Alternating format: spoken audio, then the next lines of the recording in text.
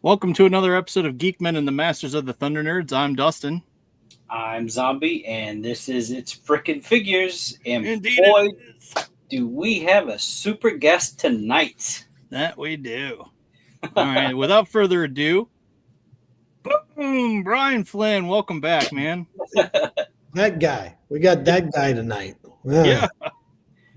We were hoping for something better, but we'll stick with that guy. Oh, no, not at all. Thanks for coming back. This is Of course. like, what, your fourth time Yeah, third. now fourth. on the show? Third or fourth? Something like that? Yeah, something like that. Yeah. We love having you, man. Now we're just old friends. We go way back. I've known that guy since he was, this tall. Right. So I normally on our show we start by talking about things that we got. Do we have anything in the box, Zombie, that you want to share? We doing what's in the box? I didn't open anything. I mean, okay. Actually, Brian, you're the guest here. Did you get anything you want to talk about this week? Did I get anything well, it's Monday, so I didn't get technically anything. Past week. Over the weekend, What I've been doing, though, I've been actually cleaning out stuff. I've been cleaning out, reorganizing, doing all that, and I should have been properly thing. I can walk in the other room and grab a couple things, but there are a couple things here that are really cool, but now I have to really be unprofessional and go off camera and bring them right back. Hey, we never claimed to be professional here to begin with. Not at all. And I should have been better prepared for that, but let me grab one or two things and we'll talk about them. Hold on. All right, sounds good. Look at that. We caught him off guard already. Well, I'm just gonna pop this on camera real quick. Dustin, you don't have to blow me up or nothing here. Nice. I showed this last Friday on the ADHD theater. This is the Sir Elijah. I'm sorry, Sir Elijah from the Necrodominus Wave. I haven't even had a chance to open him up yet, but I've seen pictures of this guy, and God, he looks great. I'm going to kind of get it close. You can kind of see that skull faceplate in there. Oh, His face can pop out of that. It's just pegged in or whatever. So you could have an undead Templar if you wanted to. That's and cool. Soft goods on that. So I'm hoping to open him soon. Yeah. All right. No, you were working on something. Keep it going. Yeah, no, we got it. I was just showing off the Templar I got from the Horsemen from their new wave that's hitting people's hands now. I hadn't had a chance to open them yet. Those guys are the best dudes ever. Jim and all of them and Cornboy and everybody. They are the nicest and sweetest people you'll ever meet, and they do such amazing work. So they do. Yeah. They've been extremely helpful to us over the years, and I can't say enough nice things about those guys. They are absolutely phenomenal, and I wish them all the success that they've had and more for Mythic Legions and everything they're spinning off and doing with all that stuff. They're just the best dudes. Yeah, they do try not to suck. So that's what they say all the time. Well, I say we try not to make it shitty, despite what the internet thinks. Yeah. Okay, so what you got, Brian? What do you got? All right. So I was pulling stuff out of storage, reorganizing stuff. So I had to keep this one out though because it's great. I don't know if you guys have ever seen these before. Wow! Yes, the Irish 3-pack. That's crazy. So, this is just one of my favorite things where it walks that line between licensed and unlicensed since it was overstock figures on a repackage. But I just love the space figures and early, like generic computer font and everything. But when they were made, they actually did take time and try to theme out these sets. So they actually came like this, which is the wackiest part. You got to know your Star Wars pretty well to put these three guys together. Yeah. But the yellow and black is just so un-Star Warsy that it's this is the greatest Star Wars thing ever. It's just it's those space guys. Yeah. Space those space dudes. So pretty crazy. And then at the bottom, figures made in Macau, packed in Ireland. So, yeah, I mean, it was one of those things where it's that it walks that line, like it's actually kind of quasi licensed and real made and real manufacturing, but then not really. And I believe somebody in here will know better than I do. I believe if I'm right, it was a specific retail chain in Ireland that bought the overstock figures and put them in these displays and then sold them. Nice. So Interesting. That's one of those where it's just like every time I forget I have it, and every time I see it, I'm just like, this thing is so amazing. Everything about it is so wrong and so cheap and so right all at the same time. That's what makes stuff like that great, though. It's just one of those little oddities, you know? Like, yeah, exactly. Yeah. Yeah. I mean, like we're talking even like the Masters stuff. The knockoffs are even starting to get, pricey as far as, buying the knockoff stuff. It's just like, but it's a knockoff, but it's still awesome. It's still awesome, and I have all the real stuff. So now all I can do is chase the knock. I bought all the bootleg Masters figures. Now I've got to get all the other stuff that's kind of Masters-esque and everything. I mean, some of them have been expensive forever. Yeah, but it's funny to me where like you have the 1980s bootleg, like the big Mexican blow molded bootlegs, and now you have modern bootlegs of the vintage bootlegs, and it's just crazy to me that they're bootlegging the bootlegs now, and that there's a market for bootlegs of the bootlegs. Yeah, that's pretty wild. Oh man. For anybody that doesn't know, if you look at He-Man's belt, a smooth belt is a 1980s bootleg. The textured belt is the modern bootleg. Oh, that's good. If you're in the market for the 14-inch, 16-inch, whatever that this big blow molded bootleg He-Man, that's how you know. Yeah. Nice. Oh, what is this? I'm not sure what that is. Never seen that. What is that? Oh, we got a green comment. Yeah, it's a green comment. I'm not sure what it is. Okay. Cool. I don't know what that means. I don't see the comments. Do I? Oh, there it is. Yeah, I'm not sure what that is. It's a Comic Network membership. Yeah. That's cool. Congrats. I'm not sure if it's something we did or not. Pops must be working. Pops must be hanging out in the background somewhere. Yeah. But yeah. Okay. So it's a gifted membership. Nice. So I did get something. Well, it's on the way. Okay. And I was so hoping it would get here today. But it didn't. It's supposed to arrive tomorrow, and that is my Super 7 wave, whatever, 12. I think it was wave 12. Wave 11. Wave 11. The one with the young Lion-O and stuff like that. Yeah. Yes. Yeah, because I had originally got it, but there was a neck issue on 3 of them, and so then I talked to you. All had the same one. Yeah, on Snarfer and young Lion-O and Quick Pick. So I had this weird neck issue where it was like splitting down the side, and you couldn't even think about swapping the heads of Quick Pick. The sonic welding wasn't holding. Yeah, I guess not. But so anyway, I talked to your team, and they had me send it out. So right now, I just have my little you only have a little pack that I look at, and it's like, oh yeah, they're on their way. I can go grab them from the other room if you want to talk about them, but it's not as satisfying as you holding it and talking about it. Right. I mean, I did get to open them, and I was told to like mess around with them and look at them and stuff like that. They wanted to make sure that there was no other issues before I sent them back. So I had posed some of them, and so I have young Lion-O with Jaga and his little stand with the sword on it, and it's just like those pictures turned out so good, and they're like, oh, I love it. Oh. And Snarf is looking up at Snarfer, and it's like, yeah, he could actually look up at Snarfer. It's like, this is so cool.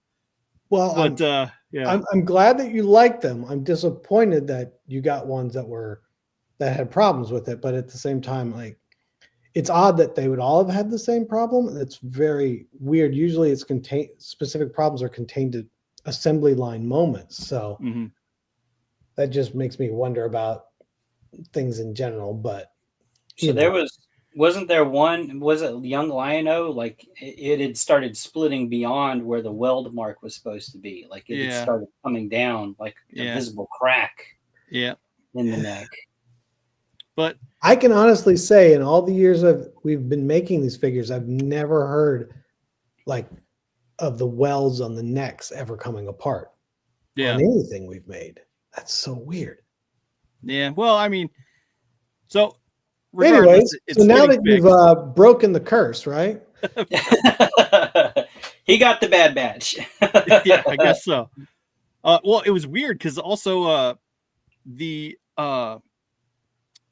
Dream Master Mumra had a misprint with the teeth, the mouth, and it was just so it was weird. I got 3 neck issues and then the misprint mouth. So did they just have you send back the one head? No, they had me send back the whole thing. Usually you would just send back the head and we'd send you a replacement head. Yeah, well, I didn't know. It's a lot better on shipping, and then whatever parts we're taking apart, anything else that we can then send to somebody else if they're missing a part. Yeah. But well, they just had me ship the whole thing back. Yeah. And it was funny because it was like, this is one that I wasn't going to actually use when I display it, but they wanted it back. So I was like, all right, I guess you get it back. Well, Dream Master Mumra that figure did turn out really cool too. Yeah. Yeah, I really did. And I was confused. Like, was it supposed to like just be like that translucent, or is it supposed to glow, or? It's that translucent. So like in the show, he's kind of semi-translucent. Yeah. He's walking in front of everybody. Yeah. Okay. I wasn't sure like if it was supposed to be like one of those things. We were talking about it on the show a couple weeks ago. We were trying to figure it out, and it's like, well, I don't think it glows. So I think it's just transparent. Can you imagine what that thing would look like if you got one of those light up bases, the LED, and then set him on top of it? I bet he'd really he'd light up like a light bulb. Yeah, that would be cool. But so I'm gonna ignore the chat for right now. There are some things I want to talk about. Okay. So speaking of issues, all right. Now let me get back to my thing here. So there's been a lot of up and down as far as the 2003 Turtles. What about them? I guess they're saying that they're not going to happen because the license got revoked. No, this is the internet talking. Well, yeah, exactly. That's why I'm trying to. The internet has nothing better to do than decide that things are not going to happen, or that somebody's grandmother has died and you need to pay them $20, or if you give them their social security number, you can get a free prize or whatever. It's like, no, not only are they almost done, the next wave of 2003 Turtles goes on sale soon. Like, really? Okay. Yeah. Is there going to be like maybe a Hun or anything like that? I think we sort of leaked silhouettes of it before, didn't we? Well, see, I don't know. I haven't seen it. Before we get too far into that, this is why we like asking these types of questions, because we can help dispel some of that rumor mill that's going on. I mean, it was somebody else asked me when you said, "What about 2003?" You saw the picture. Somebody else asked me. He's like, somebody messaged me saying, "Oh, I heard you lost the 2003 license." I was like, "What are you talking about?" No. Like, it was a full-fledged like internet thread, and they were saying like, yeah, Nickelodeon revoked the license. And I'm thinking like, no, okay, but why? Like how? Like Nickelodeon is not. You know what? I'm just gonna ask Brian. No, Nickelodeon has not revoked the license, but there's all these guys that go on the internet and they put these long things from all their sources and how it's true because I told you about this or this, and then if you actually think about the other things they're talking about, it's like one, either nobody knew about that and it wasn't true, or secondly, it was like, yeah, you posted that after they announced it, so but no, 2003's cruising along just fine. Awesome. That's good to know. I'm sure that'll help put the rumors to bed. You heard it here. Let me see if I can look over here and see when 2003 actually delivers.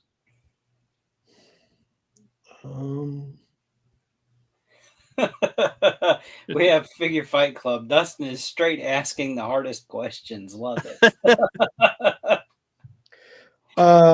2003. Wait, this is delivery, or is this when it comes through? Hold on. I have to open up all these expanded categories to see here. Yeah, so that would have been wave 12. It delivers, so you'll have it in hand roughly June, which means it's shipping out of the factory in late April, early May. Okay. So that sounds cool. Yeah. Nice. It'll be in warehouse in late May and in people's hands in June, but for it to land in late May, it's going to leave in April sometime. So it's basically going into production now, coming out of Chinese New Year. So right now, factories are just starting to get people back in the factory. You really don't get back to 100% capacity till about mid-March.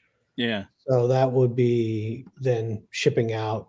So basically 30 to 45 days from once factories start getting into capacity. So, here in the next couple of weeks, we'll be back up and running. And then, so it looks like it's just straight into production post Chinese New Year and then on a boat and then out to everybody. Awesome.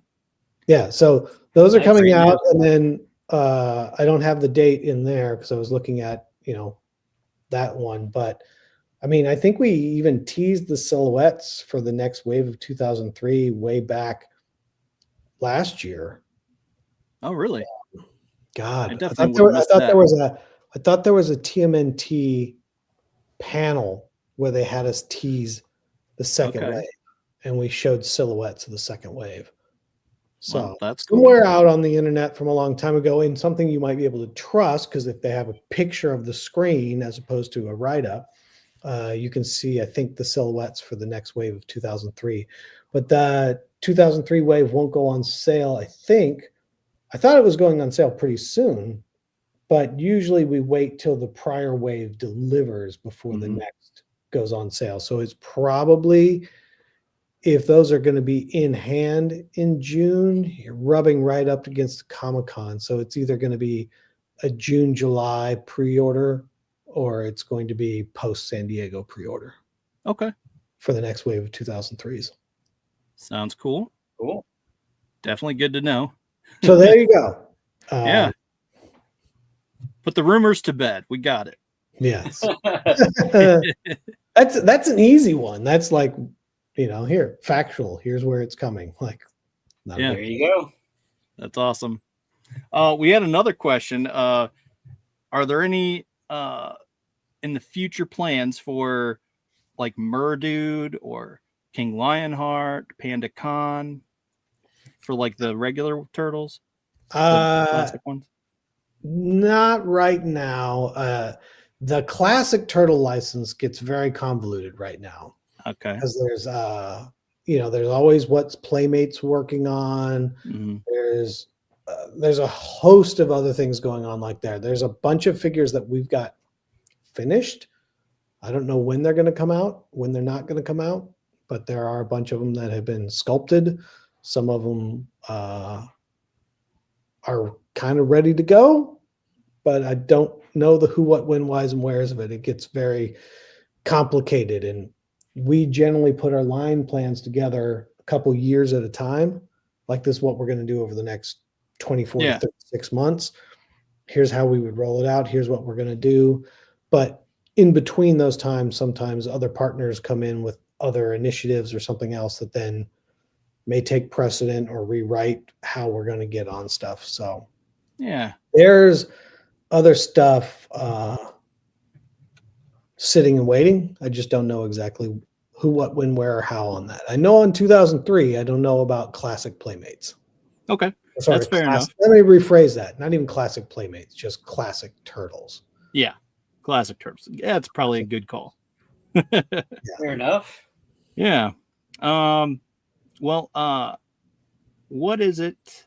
Can you tell us anything more about the next wave, Wave 13 Of Turtle? of Thundercats? Of Thundercats? Oh, no, Well, you Wave jumped 13 got, lines. I am. but Wave 13 got revealed already. Well, in the magazine, right? Yeah, in Toy Collector. So Wave 13 is it's Vulture-Man, Yeah. Toy Accurate, and why am I blanking on the name of the vehicle right now? Sky Cutter? Yeah, the Sky Cutter, sorry. I was like, yeah, so Wave 13 is sort of like what we did with Mandora and the Electrocharger. Yeah. So it's a Sky Cutter and it is the Vulture-Man. We try to kind of balance out everything. So if we come back, like I said, we're working a long time in advance. So like a year and a half ago, when we're really talking about what we're doing now, we were like, okay, everything's getting a little tight. Everybody's has a little bit less money to spend. How do we sort of make the waves a little bit tighter? Yeah. Not quite as expensive for everybody to get into. So this wave ended up being 3 figures because Cruncher was oversized. It was going to be a little bit more, and we were trying to keep it sort of under $200 if you're going to get the wave. Yeah. So then we moved into sort of almost like an in-between wave before we get to like the next big wave of figures again, sort of like we did with Mandora and the Electrocharger, where it's like, okay, it's a vehicle, so that gets more expensive, so we'll bring it with the figure. Now that figure is, depending on what kind of collector you are, you may or may not need that figure. Like some people are like, I need them all. I love it all. Give me all the paint variants. I want it. Yeah. And there's other people, it's like, I just want the one version. I don't need the other. So then also you have collectors that don't buy the vehicles. So then for those guys, it's a little bit of a respite. Like, okay, I can save my money for a little bit for the next thing. And for other people that are just gung-ho, they can get it, or they can just grab the vehicle. In the case of the Sky Cutter, you've got multiple people that fly on that one, so you can pair it up with whoever you like. Yeah. And from there, then we'll go into what would be Wave 14 will be an all-new figure wave. Okay. That's cool. So the Sky Cutter and the Vulture-Man, is that like a sealed set? Like you can't get one without the other, or they're offered separately? Separately, yeah. 2 separate pieces. Like you can get the Sky Cutter, or you can get Vulture-Man, or if you really want, you can get both. Yeah. So is that going to be a similar price point, like the 150 that Mandora's was, or? I don't know exactly where it's landing, but yeah, the goal is it's somewhere in the 125 to 150 range. So it's not, because not crazy. I saw this and they're saying that it's 150 and I'm like, oh, okay, well, I could work with that. Right. Well, like I said, we'll see where it finally nets out at. Yeah. I don't know if it's an official price yet. Yeah. I wasn't sure. That's why I'm asking. No, I think that when we went to press with Blake at Toy Collector, I don't think we had final price on it yet. Okay. All right. So now my next question is Slithe going to be able to fit on this thing? Now, that may be a bit of animagic right there. Quite right. We're gonna have to. Yeah, we've been talking about that as well. Like, because you can make anything draw and fit on there. Yeah. Slithe's a big boy, and right. And that's what I was thinking. Like, he's a chonk, man. I mean, it's going to be some sort of feat if it can somehow work. Yes, I will see where we've landed on how the engineering is working, but I cannot confirm, but I can also not deny, but I cannot confirm first that Slithe will fit on it as opposed to most every other figure. Yeah. Slithe is going to be the one. I mean, that Slithe figure is like this big around. Right. I mean, Monkey and I believe won't be a problem. Not a problem. And Vulture Man can fit on it. He's already on the picture. Exactly. Yeah. So it's Life, I don't know what we're gonna have to see. We don't want. What we don't want to happen is for him to end up like, remember when you would get the Guinness Book of World Records and they'd show those guys on the motorcycles? We don't want that photo. Yeah, that's fair. Because that one made me want to ask this question: is the nosediver ever going to be a thing? Because the way I look at it is, you almost need to like have a top torso that fits in the vehicle. Yeah, you'd have to probably retool the whole top side of him, for how he's moved and everything. Yeah. So it's like it's not, it's not on the short list. I'll put it that way, Dustin. Fair enough. It may get, if we get there, I would love to get. Trust me, I want to make everything, but it's not on the short list right now. I saw his eyes light up when you said that. Look, as long as other people are excited about it, and as long as other people keep buying it, I will get as deep in the weeds as anybody wants to get with me. It is okay. So how about this? I was sitting down watching Thundercats with my kids, right? Yeah. And I'm just like, oh crap. And I got out my notebook and I started writing everything down. I'm like, Trollocs? ? Robert Bell? ? Gigantors? ? And it's like, so all this stuff, I'm just like, oh, I wonder. Oh, yeah. I don't wonder as much. I know, but I can't tell you. But there's some really cool figures coming up in what would be wave 14 and wave 15, because we're into wave 16 right now on what we're working on. Oh wow. Or have planned out. Mm-hmm. And there's some really cool, there's just figures that like you remember them from the shows and you're like, oh, that was pretty, but like aesthetically as toys, you're like, oh man, this thing's going to make the most bonkers toy you've ever seen.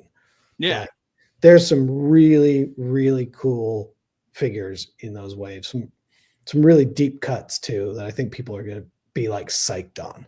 Okay. Interesting.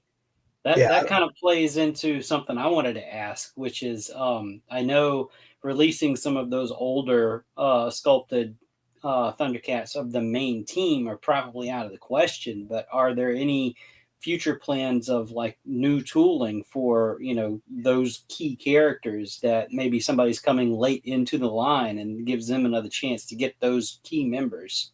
Well, there's a couple different answers to that question. There's probably 3 different answers to that question. So off the top of my head, I'm saying there's 3 answers. So we're going to go 1, 2, 3, right? We'll say first is, that's part of the reason that you see the deluxe line right now. Right. Mm-hmm. Is how do we get people back into the line, but also keep the line, if you bought this 8 years ago or 5 years ago, keep it special. You've got something cool. So the deluxe line's really that way, sort of for that, I hate to say slightly more general collector or a newer collector to get introduced to the line, to get a way to affordably get in there and start collecting. And if they choose to go back and pick up the ultimates for those same characters, they have that opportunity. But that's really what the deluxe line is meant to do. Here's your, Lion-O again. Here's your chance to get Mum-Ra again, even though obviously no one's seen him yet in deluxe, or which one, you never know. But here's your chance to get that. Here's your chance to get, Jackalman or whoever. Like, there's some of that. Secondly, I was literally having this this conversation earlier today with Veebs about the Thunder Kittens. Part of that is like, at the same time, the whole point is I want people to collect the line. I don't want to make it hard for people. And, the kittens were made back when Mattel did it. Then we made our kittens.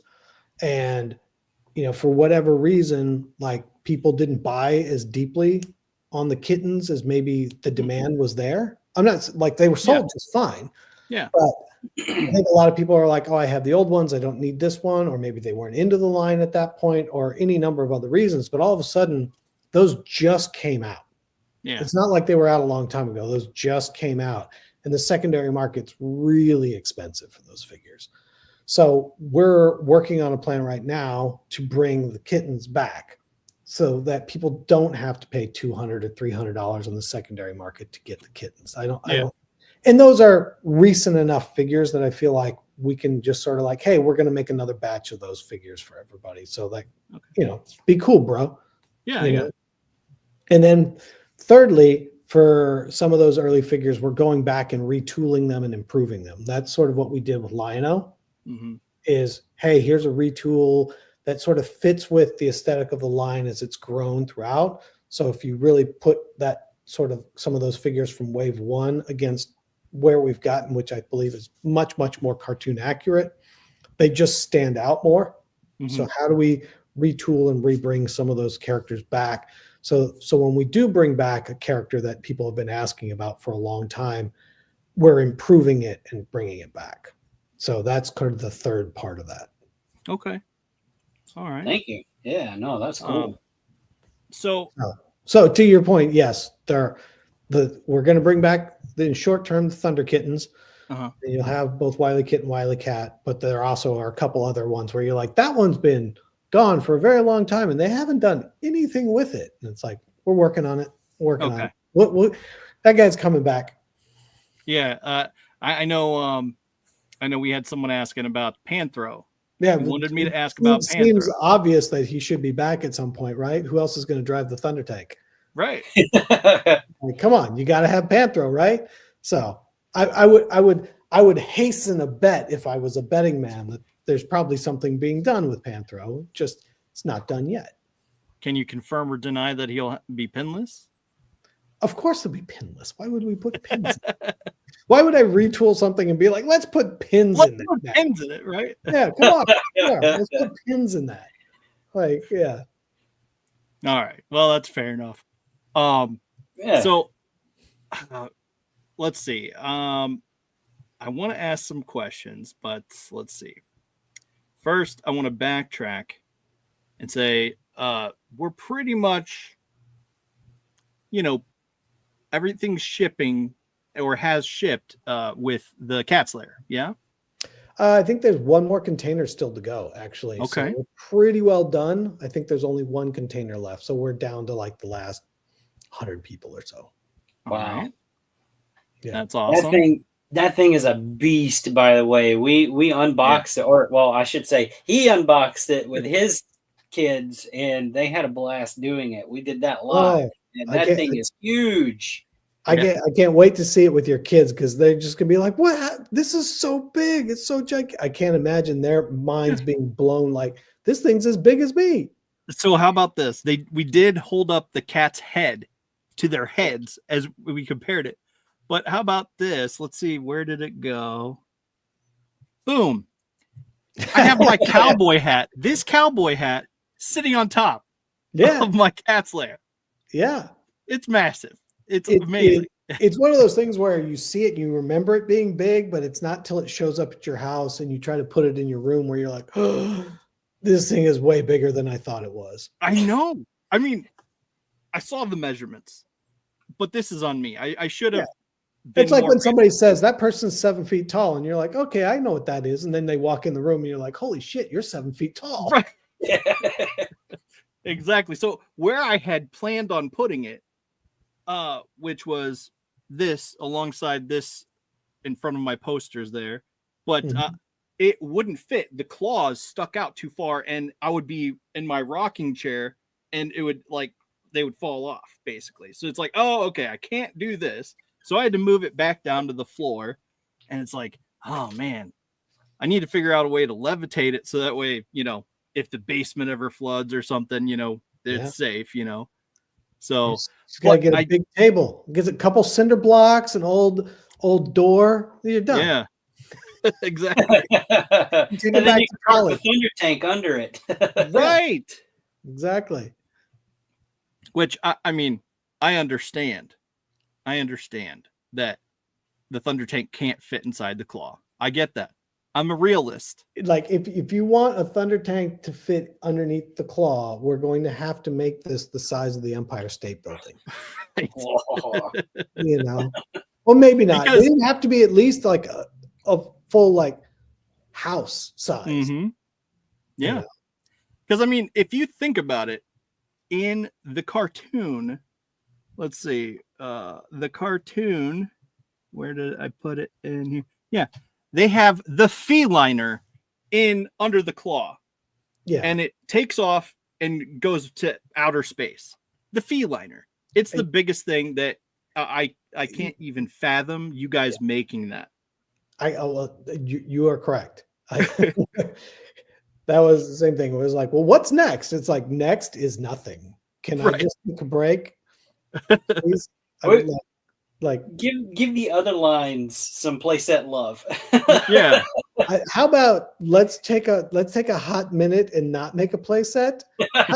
Would you like a sky cutter? Can I interest you in a sky cutter? Let's keep this all reasonable for everybody. So we get the sky cutter, but you know, we also have things like the thunder claw or the hover cat. I don't even remember those. You know, we have talked about so many things. Like, I think the sky cutter really sort of rose to prominence because so many different characters can use it. Yeah, and you really want to sort of like, you know, it just has more uses for more people. Yeah, for sure. I mean, because I mean, the nosediver pretty much. I think the others did use it, but it's prominently Slide's vehicle. Yeah, you know, he's the one seen using it all the time. But and the fact is, in cartoons, somehow all those guys fit in the same size nosediver, rather than right. the fact that you would need one this big for Slythe and one this big for everybody else. Right. So what? Hey, what about the Ice Runner? Ice Runner was actually one we really that came pretty close and lost out to Sky Cutter. Sky Cutter. Well, I think the Ice Runner needs to come back because I, for one, love the Lunatics. It drives me crazy, like how every story starts over and it's the mutants, Mumra. It's like, I want the Lunatics. Come on. So it's like, Mumra's the bad guy. Come on. I want the Lunatacker. Huh? I mean, dude, that's insane. And the Ice Runner and Sky Tomb. Like, it's like, I want that. Like, let's do it. Well, if you give us enough time, Dustin, we'll hook you up. First of all, I know what I want the most. Like, if you guys do another vehicle other than, you know, like a smaller vehicle like this or like the Thunderclaw or something, I want the Thunder Strike. That is my Thunder Tank. Like, I love it as much as the Thunder Tank, if not more, because they're all in it. It's like there's 3-4 people fit in it. You know, it's like that would be so awesome. So I'm rooting for. So now that I have Dustin's wish list of vehicles, that's 13 vehicles long. We're right on it. No problem. Good. Well, I expect to hear back from you soon. What is that? Is that Chon? Would Snow Meow be considered a vehicle? I have no idea what that is. What's Snow Meow? Snow Meow? That's Snowman of Hook Mountain Ride Snow Meow. It's a giant cat. Yeah. Oh. We've talked about Snow Meow. You get into that same sort of zone where it's big. That figure's big. And then making Snow Meow the right scale for him to ride. Right. You know, we've gone back and forth a lot on it because it would be a lot to tool that. Yeah. We're not here yet where it gets to be more interesting, possibly, so that it doesn't turn into what you don't want to do is make Snow Meow be $400 because of just the sheer volume of the mass of the figure becomes the problem. Is to see what happens really with this Tiamat that we're doing in vinyl. If you guys are you familiar with the Tiamat dragon we're making for D&D? Yeah. Like Dungeons and could Dragons. something like that work for something like Snow Meow, because vinyl material costs are really expensive, but tooling costs are low. So Okay. you can get it in for a more affordable price without where you're paying a lot for the material cost, but you're not paying a lot for the tooling cost. So if we're going into something where we have to, we know that the cell number is limited, but the tooling cost is big, that really makes it much more difficult. Where if we can go into something with a lower tooling cost, but a higher production cost, then the production cost doesn't change. It's just quantity. Like, whether you order 500 or 5,000, the production cost is going to change 2 or 3%. It's going to be a fixed price. But the tooling, if you get a low volume, you don't have to overcome the tooling cost. Where generally with all the action figures and stuff, most of the money's in the tooling, and then the plastic cost is fairly small. So what you're doing is you're taking that huge bill for tooling and amortizing it across tons of units so that it becomes affordable. So in doing all this stuff, if we have to tool it for injection, that's what drives the price up so high, is because of the tooling cost, because I'm not getting the unit cost to amortize the prices down. So we're hoping that we can figure out a way to make some of the vinyl stuff work, because then you can get into some of these crazy creatures. Like Snow Meow is a real thing. Like even all the people that bought Snowman of Hook Mountain, right? All right, here's how many of them are also going to buy Snow Meow? Well, say it's half. Yeah. Even half, does half really amortize the amount of tooling that you're going to have into an affordable price? Maybe not. But if you can make it in another way where the tooling cost doesn't have to really get amortized much, and then you're just dealing with this higher fixed price, then that becomes the price of the toy. And that's much easier to do. But 6 of one, half dozen of the other, of whether or not it will hold up and display the way everybody wants it to do. Right. Hold up in the case, not so much with Tiamat, but like if you're putting that heavy Snowman of Hook Mountain's a heavy figure, you're putting it on that vinyl, even with the legs and everything, like over time, is it going to bend or warp or anything? Like, is it going to move the way people want it to move? There's a host of things there. So I mean, that we haven't obviously thought about Snow Meow quite a lot. And yes. Well, it's like, because it doesn't even seem like he'd be able to ride it because his legs don't come very far apart. We would have to sort out all of that. Right. And is it up and over, more like folded up and down rather than out wide? And there's a whole host of things, like, because if he doesn't look correct riding it, then you don't want it. Yeah, that makes sense. But so that's promising. That was a roundabout way of not giving you an answer, was it? No. The fact that you've even thought about it is... we've thought about it a lot. We've thought about Snow Meow a lot. And part of the limitations is the figure that already exists. Part of it is the sheer volume on the manufacturing side and whether or not it can work. Or in the case, like said, something like Sky Cutter is a perfect example. Like now all of a sudden it's not like only Snow Meow can ride it. It's like, you can put it with this guy or this guy or this guy or this guy. Right. So there's going to be some people that buy 2 or 3 of them to have on display. There's some people that will buy one of them that just because they want one, but like it has the opportunity to have enough units to cover over the amortization of tooling. Okay. Yeah. All right. Let's see. I have a bunch of people asking about let's see, where is it? Tashi and her crocodile pals. I'm familiar. What was that? I'm familiar. Are you can you confirm or deny that that's coming up? Or I cannot confirm or deny anything that is or is not coming out. But I am familiar with her. Yes. I do know exactly who she is and who her henchmen are. All right. Remember, he did say earlier they're looking at deep cuts. So and like I said, we have a thing where we're scripted out through wave 16. Yeah. And then it's sort of like, then we have a document that's like, here's everybody else that we're talking about and considering. And then, as we continue to move further along and you see how people react to certain characters, you go into that next group and go, okay, what works with what's come out? What are people really excited about? What are people less excited about? What performed well? What didn't perform well? What's going to round out that team? What's going to round out that scene? What's going to round out different things? Or are we trying to do something slightly different? So we're constantly sort of rearranging and moving stuff around. Yeah. But, yeah, I'm not saying she's in anything at this point. I don't know. I can't say one way or the other, but I am familiar with fair. her. Yeah, that's fair. And the Crocodile Guards are pretty cool army builders, but I don't think you'd actually get people that would army build out of them. I think you just like, I only need one Crocodile Guard. I don't need a bunch. I think 2 is max because she's shown with 2.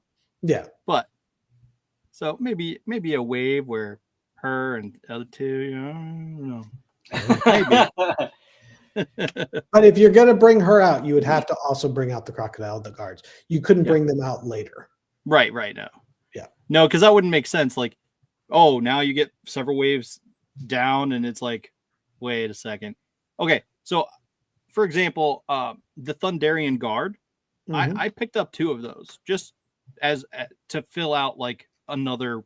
Well, I also have another line that had bought and will fill in like other cats and their other animalistic like characters and stuff that I fill in there. But now that I mean the lunatics are out, it's like I'm thinking like, wow, I had them all set up on my table and they were all fighting each other and stuff. And it's like, I no longer have room for these. Let's just move the over the side because I want the Thundercats and the all the good stuff. So yeah.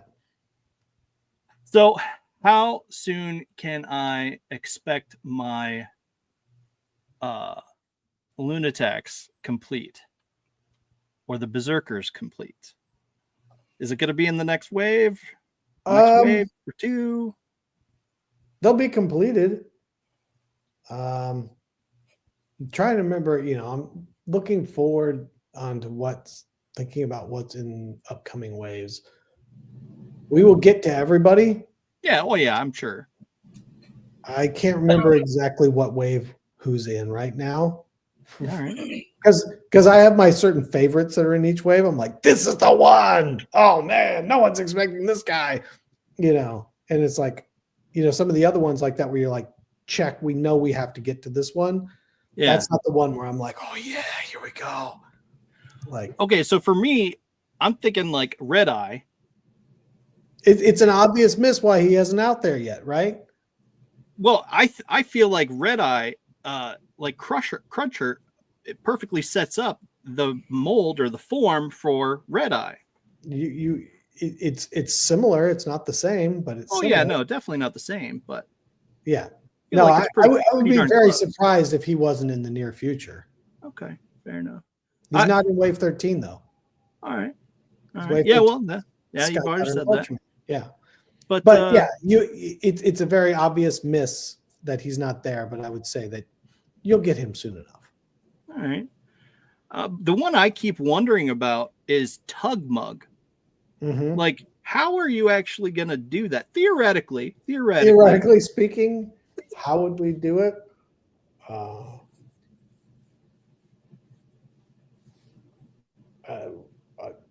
Maybe I shouldn't answer that question right now. I was about to say, it doesn't look like he can answer that. Why don't I just that may or may not happen. I don't know. We don't want to get him in trouble, Dustin. I'm not trying to get him in trouble. I'm just talking. Just like, what's in this box? What's in this box? Yeah. So here we go. Perfect. We need a burble program. Yes. Build a burble. Yeah. The Build-A-Burble is a pretty funny name on the Build-A-Bear. That's nice. Yeah, that's another thing we've been talking a lot about is just, what does that sort of larger burble world look like? Somebody's got to make your cat's lair. So, there's a lot more to be done with the burbles. Yeah. So, well, because I mean, I mean, Robert Bell is like the only different one, and then after that, it is like they're all like brown. So is that like a? I think that there's a couple different chest designs, if I remember correctly, besides Robert Bell. Yeah. There's a couple different like torsos, like just simple things. Yeah. I think there's a couple of those, but yeah, we're there. I don't have it. I don't know the who, what, when, why, and how of it yet. But we've been talking a lot about like what is that sort of army build, Robert multicolored kind of thing. Because there's actually, I think in the end, you've got 4 burble colors.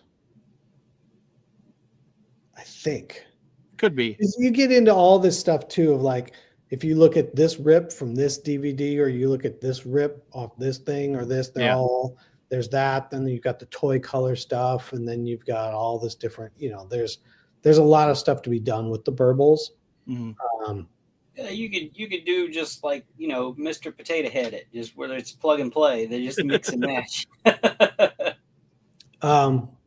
Well, in the Silverhawks line, we do have removable arms. They snap out at the shoulders. So there may be something there. I don't know. We've talked about it a whole lot. I don't think we've gotten a consensus on it yet, on how we're going to do it and what we're going to do. But it's definitely something people keep asking about. And so we're trying to figure out, what's just like, sort of like we did with the reptilians. Mm-hmm. Yeah. Something like that with the burbles. Yeah. Well, speaking of the reptilians, are you going to do the same thing for like Jackalmen or the Vulturemen or the other mutants and stuff like that?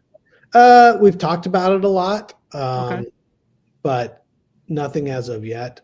I think the burbles are probably more desired right now. Yeah, for sure. Too. Yeah. Yeah, for sure. So, okay, this is a side question. It's sitting here, and that's why I feel like I want to ask. So, in my cat's lair, I know I'm jumping around here. Yes. My cat's lair, is there a chair supposed to be here, like glued in? Because the chairs aren't glued. I have the chairs, but they're not glued on it. So it looks like there's residue or something. I think I just want to know if it's I like think it's supposed to be glued there. Maybe it was poorly glued and popped out?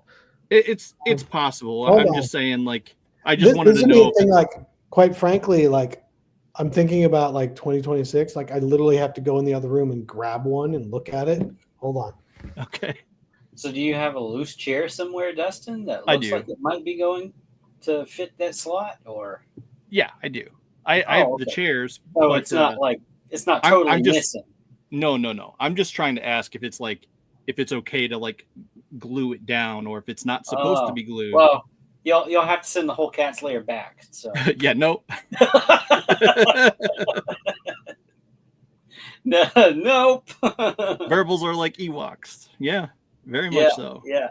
So I am trying to keep up with the chat. Unfortunately, I can't like pin any comments or whatever. We're going to try to ask what we can. So bear with us. Yeah. Yeah, it's supposed to be glued in. Okay. Yeah, I just pulled this one out of the bag. Nice. All right. Yeah. Well, that answers my question. He does have the chair there. He just wasn't sure if it was supposed to be glued in. Yeah, it's supposed to be glued in. You're getting a whole lot of you're getting to be like patient zero here. I'm gonna have to like, make sure you don't have any viruses or anything else. I just wanted to know, so that way it's like, okay, it's safe to glue back in. It's supposed to be glued. Yeah, it's supposed to be glued in there. All right. Well, I do have Thundercat's question before we move on to another line that you guys. So Zombie's going to get to ask a question. Dustin's got a laundry list. He's not letting anybody else talk. He's sorry. Like, no, I just got excited. That comes off mean, and it wasn't supposed to be. It was No. Dustin's like, no, here we go. I'm going to get them all out right now. Hey, usually I'm the motor mouth on the show, so he is.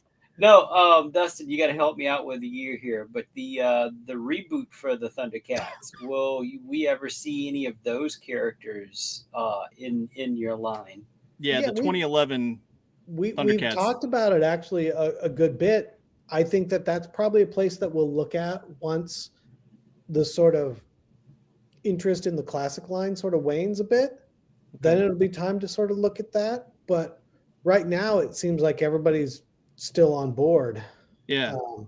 So while I think they'd be really great figures to make.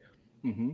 You know, that show was not as popular as the old one, but at the same time, like, I don't want to not make another classic figure and make that instead if I can still make more classic figures.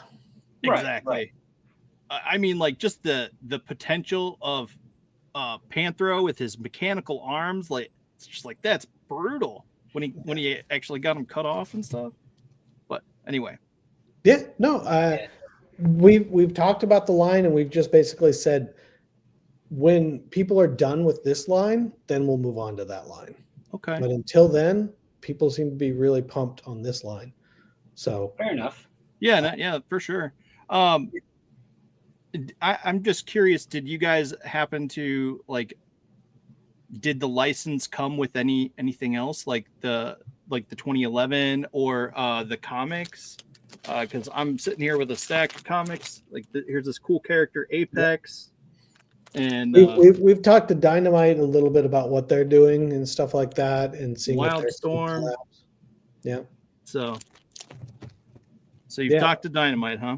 We've been talking to Dynamite to see if there's a collab to be done with them, because that new Thundercats book they have is doing really well and everything. And I'm glad people are excited about it. So there's a lot to do still, but like I said, we're still sort of in the classic series, and there's so much there and people are into it. Like, normally you see a line really sort of taper off.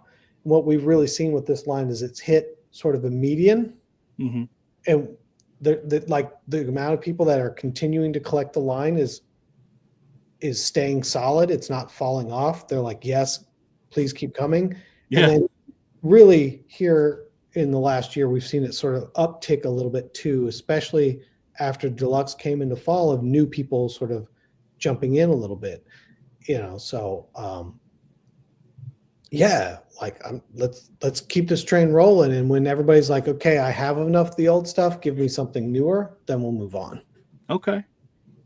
Well, that's exciting, because I mean, I'm telling you, I do dig the comic. I like some of the redesigns and stuff. So here's one. Let's see if I can find it real quick. And it's going to be one that where'd it go? Bear with me. Here we go. Of course, I'm going to want that gray. Yeah. You know, I'm Lion-O. Yeah, there you go. So it's just like, that comes from one of the Wildstorm comics, and it's like, I found that series to be really great. But I'm, like I said, I'm also digging the sort of the new comic from Dynamite. So yeah, you know, all of it is just to say that, once again, there's a lot of cool stuff out there. Yeah, and I think we just, like I said, there's only so many figures we can get out in a year. Oh, of course. Yeah. Only so much that there's room for on people's shelves. But right now, people are psyched on the old series, the original series. No, let's not call it the old series. Let's call it the original series. Yeah. It's never old. It's always. There's just so much more cool stuff to do. So yeah, I mean, it can be called old series, but it's fine. It's I'm old. Yeah, I remember as a kid being so psyched about Thundercats that I thought, man, Lion-O flips in the air is really cool. I can do that. So I rolled into a ball and rolled down the stairs. It's just all the way down. My mom freaked out. It was not a good time for this little boy in that household. So what you're saying is that explains things? No, well, yeah. I guess. Oh boy. So I think we should probably get to some of the other lines that people are wanting to talk about, like G.I. Joe and hang on. What is this last question here? Chitara 2.0 with more articulation for dynamic running poses would be nice.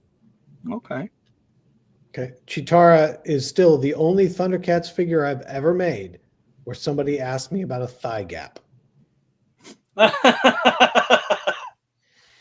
I've never made a male figure ever that anybody has complained about their thigh gap on.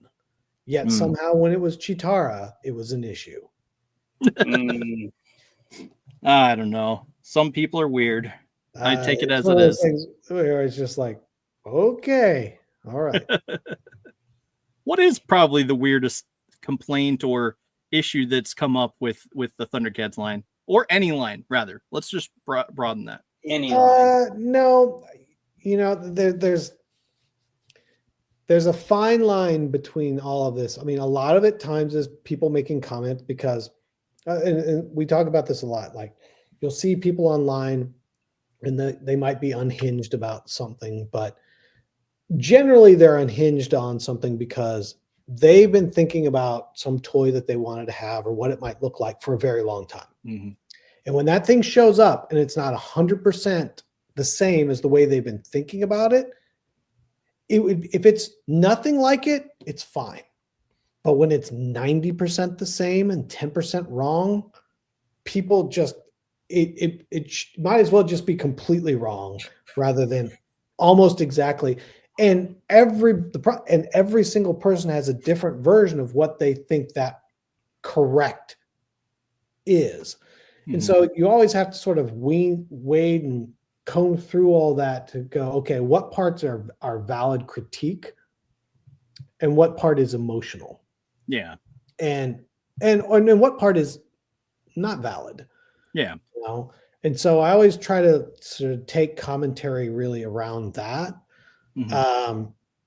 I think, you know, so sometimes where it's like, what's the weirdest or all that, there's all sorts of stuff, but it's all the weird stuff usually only comes up with the female figures because, you know, whether it was the birthplace of someone's puberty or not, like, you know, they've got all sorts of baggage around the female figures that they don't carry around the male figures.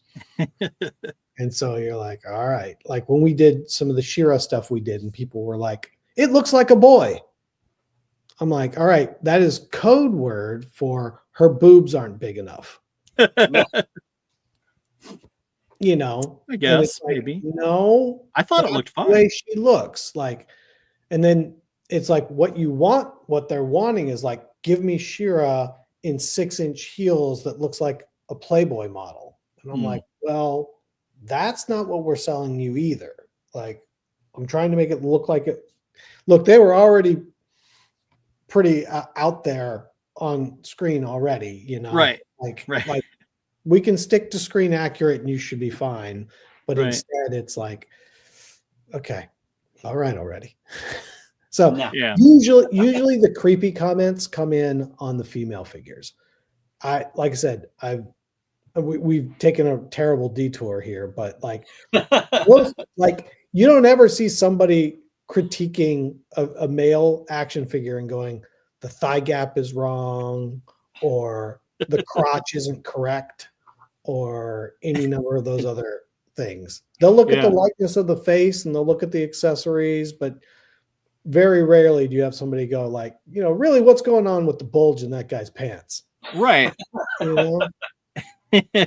Well, okay, so how about maybe to go along with this, how about maybe like an accessory pack where it's like a stand and it has streaks to show that she's running? Oh, sorry. So we went there. So going back to the original question about that.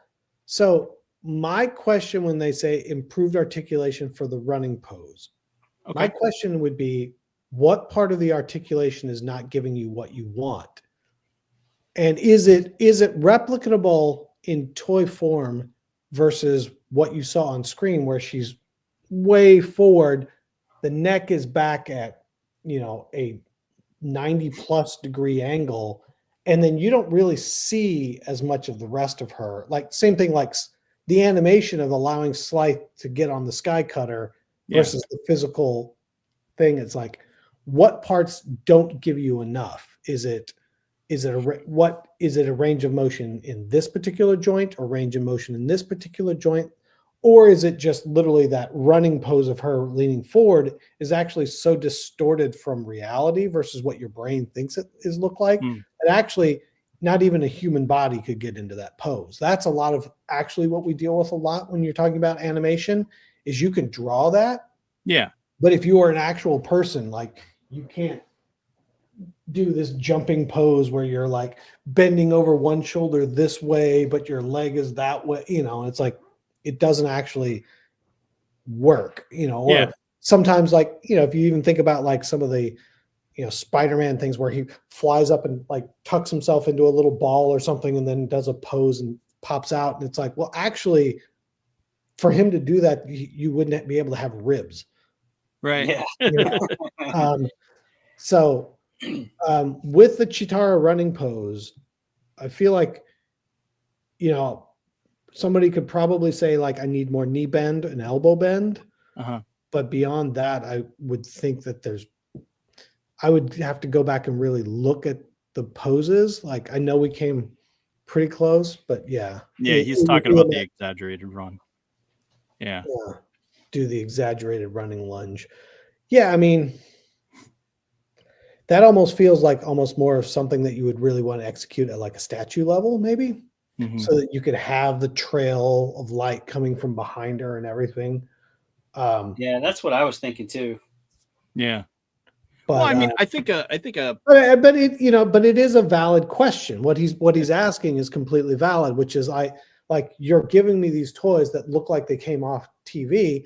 I want to replicate those moments on TV. Yeah. And I can't take this Chitara and make her look like she was on TV. Is there a way that can be done? And that would, if we were going to go back and look at tooling on Chitara, that would probably be something that we look back again and say, like, are there improvements to be made? Because no matter what we've made, there's always something we can do better. Yeah. Well, always. I honestly, I think, I don't want to be dismissive of his question. I think it's a valid question. Yeah. But we're not there yet. Fair enough. That's for, the 2.0 he was asking, but still. Yeah, but it is a very fair question, where I also think, if you really wanted to make that look accurate, it would probably you would sculpt something that would look great in that pose. And if you tried to put it in different poses, it would look probably kind of weird. Yeah, that's definitely true. But I thought Chitara was fine. I didn't mind her thigh gap. Well, let's not spend a lot of time on the thigh gap. Let's move on. So yeah. How about let's talk about G.I. Joe Ultimates. Are we going to have another wave of G.I. Joe Ultimates, or there's a couple figures that are coming out. Okay.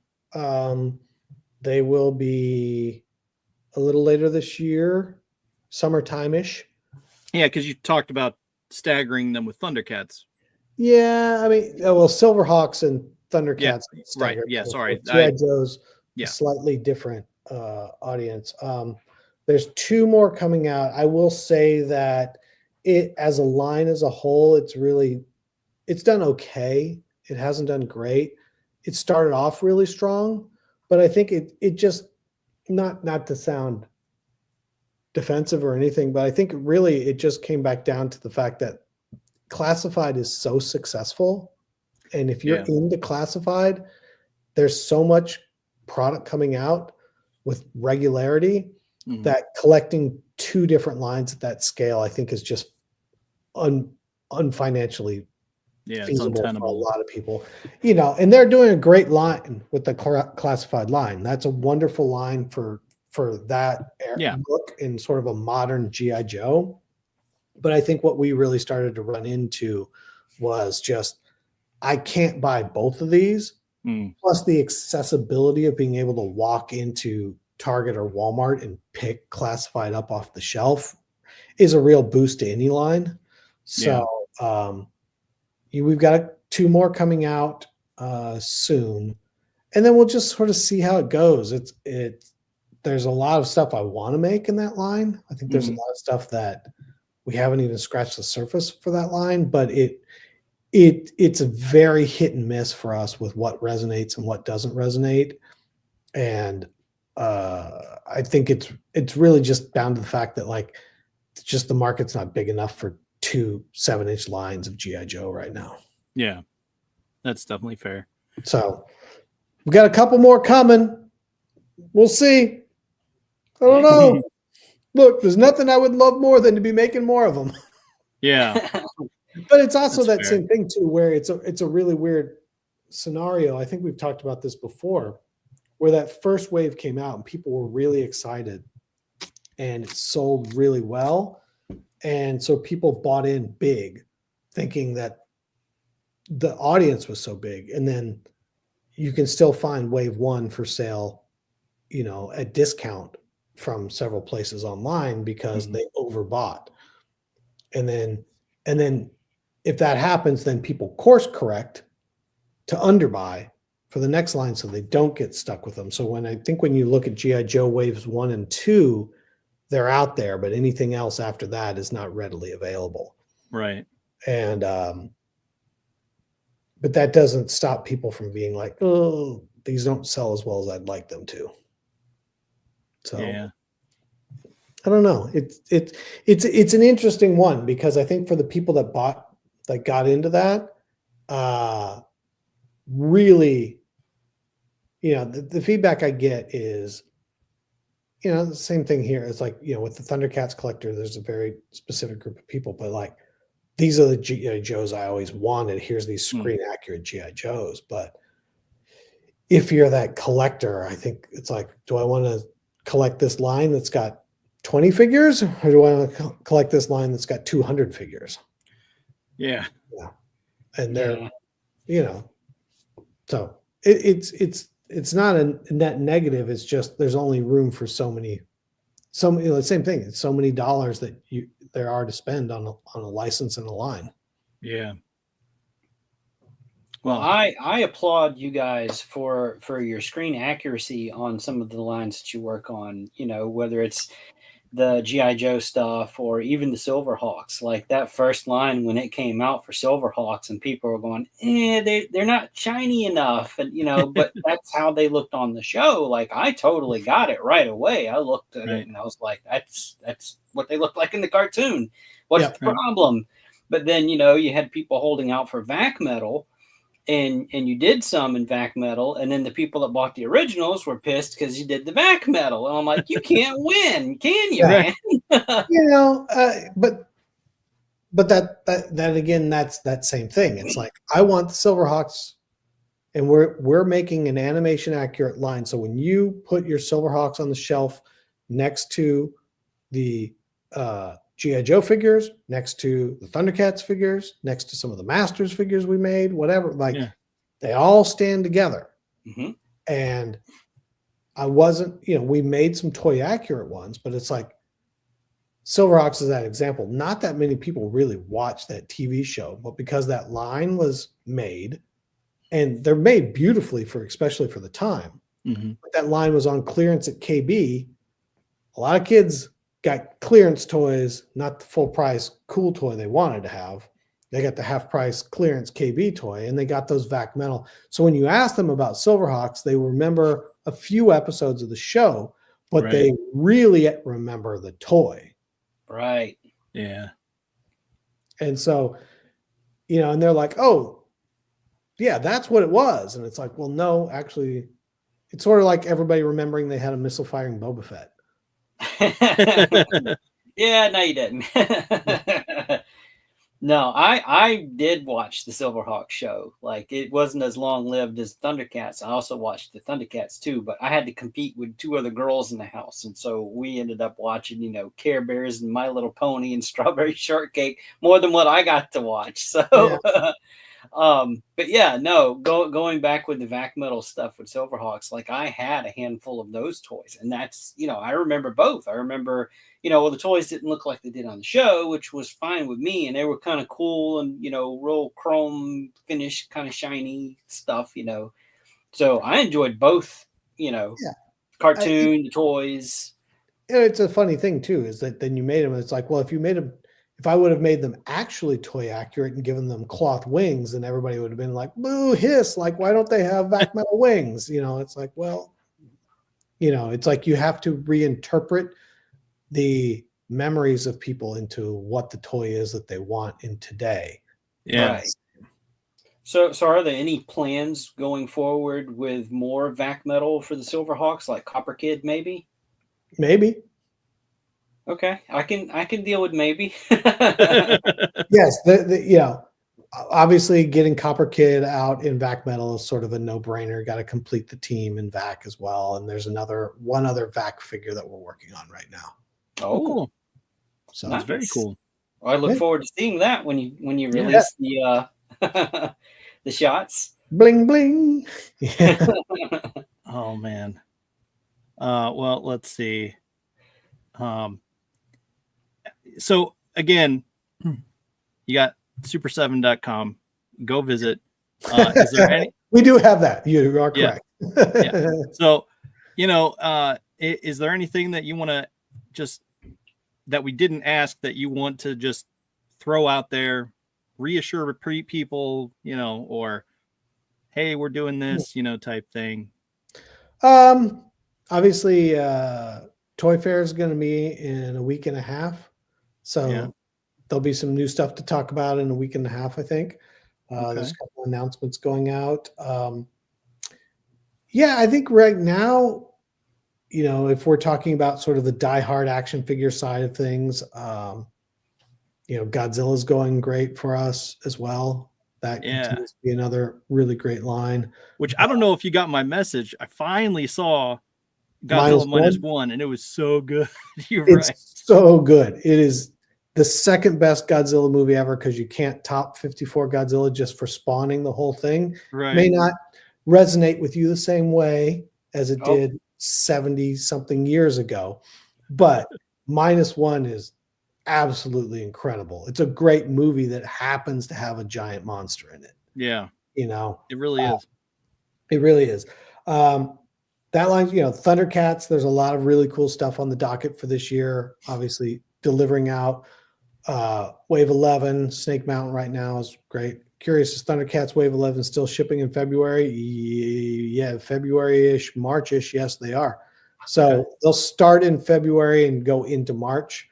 Like, it's literally like last week of February. So Dude, it's only like a week and a half away. Like, right. They're arriving I imagine stuff like that's delayed because of the Lunar New Year, Chinese New Year. Yeah, it left before Chinese New Year. But it's still a thing where it's like, it shows up in port. It can leave port in 1 day. It can leave port in 6 days. You never know. Like, where are you getting offloaded on the thing? Where's the freight forwarder in line? Like, sometimes it comes quick, sometimes it goes slow. So, I think that there's a couple containers that have Wave 11 in them, and some of them, it was originally, slated for like the 24th of February, but that means if it arrives the 24th, arrive to our warehouse on the 24th, but that's assuming a certain pack out schedule. So it may show up on the 26th. It may show up on the 23rd. But then even then it's like, okay, it's got to get in. We've got to double check all count it, make sure it all arrived as that. And then you start the shipping process. So here in the next couple of weeks, they'll be heading out. But is that going to be February 24th, February 26th, March 1st, somewhere in there, they'll start. I got to tell you, I'm so excited. Luna is going to be so great. Well, and then the LED eyes are right there too. All the LED ones are coming as well. So they're at the same time. Yeah. It's going to be exciting. You're going to get light ups. Yep. So Road Pig John wanted to ask the bounty hunter character from Silverhawks if you were familiar with that, and is that one a possibility for a future wave? We've got another 2 waves of Silverhawks in the works. So I'm trying to think of like which bounty hunter Yeah, I'm not familiar right off the top of my head either. The funny part is I'm picturing a tiger shark guy, and I'm not picturing a shark guy. No, that guy is definitely tiger sharks, not Silverhawks. So without the name right now, it's eluding me. But there's some obvious Silverhawks that haven't been made yet that we've got to get into. So there's still some more. So he says the nemesis of Captain Telescope. Does that ring any bell? It is not on my short list. Unfortunately, Road Pig John, it is not on my short list. But yeah, he is a really big guy. It's a big guy. We got triple big on that. I got 3 times big. Okay, and then there was another question asked earlier that I want to come back to here from King Panther. He says, Brian, will you and the Super 7 team be attending PowerCon 2025 in Georgia? I hope so. I had the pleasure of meeting you at PowerCon 2023 in Columbus, Ohio. I have not heard of PowerCon 2025 in Georgia. Is Val doing it?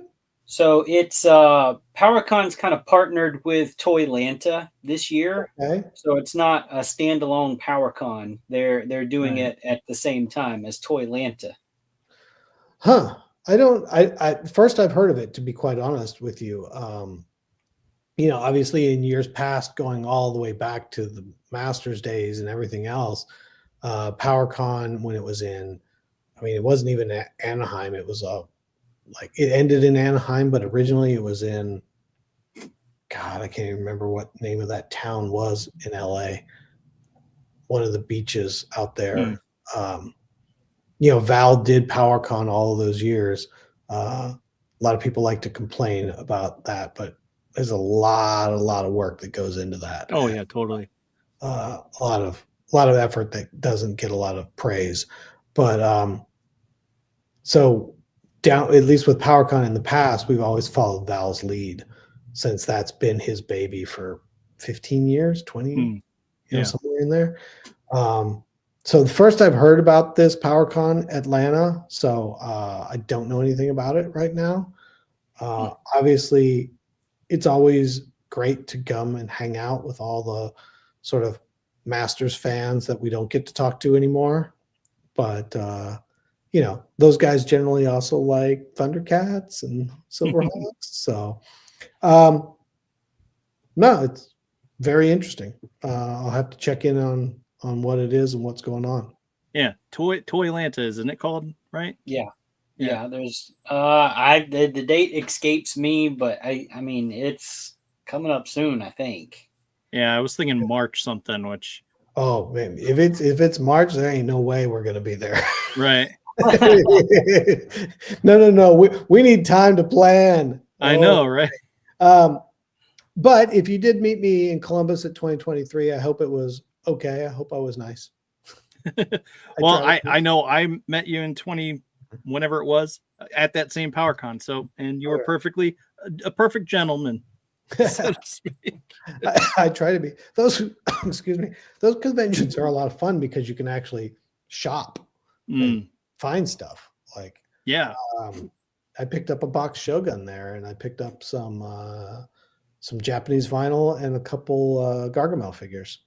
So, here you'd never see that stuff. You would never see anything like that. So it looks like it's March 28th, 29th, and 30th. Yeah, so you're like 6 weeks away. Yeah, unfortunately, there is no way on God's green earth I'm going to make it. We're going to be there in that time frame. We're just trying to get New York Toy Fair done right now, and then it's straight to worrying about San Diego Comic-Con. Yeah. So, any San Diego Comic-Con? Can you tease anything about that yet? It's gonna be fun. You know he's I'm sure not. it's gonna be fun. Yeah, San Diego's Is there be going to be a great. Thundercats toy? There should be. Good. Shouldn't there? Uh, Isn't there usually? I hope so. Yeah. Why would I let you down, Dustin? I don't know. Let's see. I'm just trying to go through the comments Excuse me. here. Pib Any- Farm? PIBB Farm. Any hints on when Wave 3 of G.I. Joe O-Ring will hit? Yeah, Wave 3 O-Ring is actually surprisingly not that far away. Nice. I think it's the April store set. So Okay. April is the next big store set at Target, and I believe Wave 3 O-Ring is April. Okay. Oh, cool. So yeah, Wave 2, I mean, we're down to the last bits of Duke and Raymar. Serpentor and Fatal Fluffy are already all gone. We're completely sold out. Wow. So you may be able to find some on shelf, but I think that's it. I think Joel at Big Bad sold out. I think EE's sold out. I think most everybody's already sold out on most of Wave 2, and we're down to a small amount left of Duke and Raymar. So if you haven't picked them up yet and you want to get those G.I. Joe O-Rings, now's your chance. Right. You kind of answered my next question. Actually, how well received has that been? And they're selling out. So it's been great. It's been great. Obviously, we all went into it cautiously. We did a lot of reaction, and that was a very specific sort of customer. And I think for anybody that hasn't heard the story a million times before, where they're like, "Why didn't you start with O-Ring?" It was like, well, we couldn't. Yeah. Like that's what Hasbro makes. And it took a couple years of making stuff in reaction for them to finally allow and trust us to have the opportunity to make the O-Ring figures. So now that we've got the O-Rings out, it's been really, really well received. And not that reaction wasn't, but it's not the same for that GI Well, yeah, as the O-Ring. There's the nostalgia, right? So yeah, I mean that's a specific form factor for that collector. So no, and then we're doing more with the O-Ring with Micronauts. I don't know if you guys saw that. Oh yeah, the Micronauts announcement. So Baron Karza and Croyer as 3 3/4 O-Ring. So obviously in the classic line, they made all Micro Man, which they brought over, was all 3 3/4. The prototype for what became the O-Ring, because it's just a takedown of the G.I. Joe 12-inch body. And then Baron Karza is actually Kotetsu Jeeg, Steel Jeeg. It's a whole different toy. It just happened to be made by Takara. And so they were, Mega was just like, we'll take that one and just give it a different head. We'll make it black like Darth Vader, and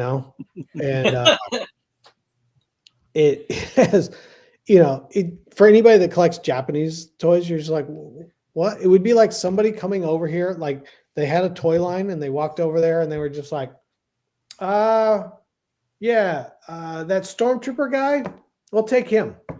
Put him over here. Give him a different head though. I don't know, Mickey Mouse head. Here you go. Here's your villain. You're like, what? It's not the same scale. It's not the same anything with the magnets. Nothing has to do with anything. So we're just like, all right, we're gonna make him 3 3/4 that fits in with the line. And That's then awesome. same thing with Machine Man over there. Why am I blanking on his name? Biotron here. Biotron here. So we were like, all right, he's technically, you can put a figure in him, but we're like, let's make him 3 3/4 as well. So now you can place them with all your vintage Micronauts on a shelf. Nice. So that's awesome. Getting nerdy, Getting nerdy. Well, okay. So outside of what you guys are working on, is there anything you are looking forward to coming out this year, from other companies that you collect? Hello, Ramen. Hey. What am I looking forward that is coming out this year? I'm not 100% sure what's coming out this year, to be quite honest. Last year, I know it came out. I'm sure I'm going to see a whole bunch of stuff at Comic-Con. Like, I thought, like I bought the NECA Ben Cooper alien Halloween costume because it's just like, all right, like that's such an iconic costume. Right. I'm trying to think like stuff that's upcoming. I don't know that I have anything on my upcoming list, but yeah, I'm sorry. I'm so in my own little world that sometimes I miss what's happening until it's actually out. So in a week and a half, I'll be like, oh, I got to grab this by this people and this by this people. Yeah. Oh, I totally get it. I don't have that in front of me right now. Yeah, I mean, with Ace in here talking about his stuff, like, dude, Ace just crashed the chat, and he's need like, you to hey! get back on our show, man, because he's such a pleasure to talk to, right? Oh man, but yeah, I know we like to talk about smaller, independent, indie toy companies and stuff like that. So I mean, we have some people coming up from the realm. We just got that interview coming up on the 24th next week, and Space Zombies from Mars from the nameless toy company.